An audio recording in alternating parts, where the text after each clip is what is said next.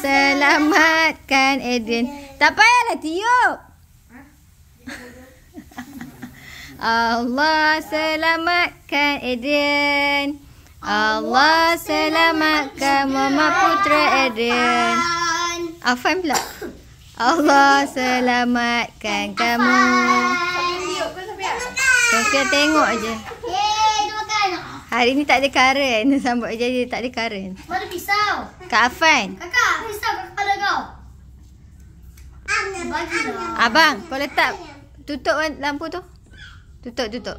Dah. Bagi pisau tu. Ya Allah.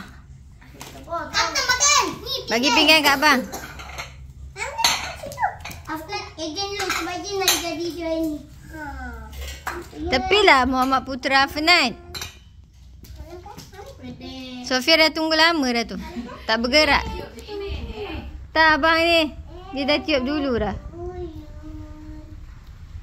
Kau kenapa dia tuyul kena tuyul? Tuyul ke tuyul? Potong tu adik. Jangan banyak sangat bang. Besar tu. Dia punya.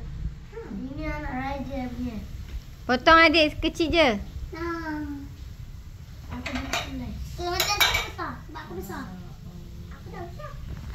Tinggal aku mana? Sofia okey? Aku dah besar nak makan. Bang, banyak sangat tu bang.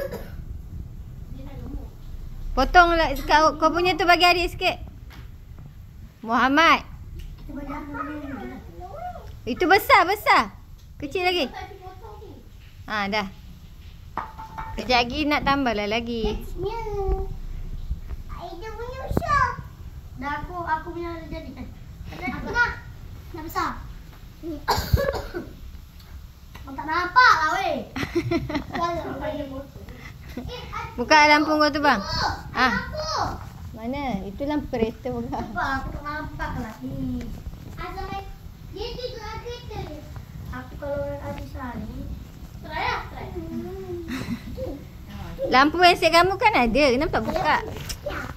Hai jadi ya? Afan.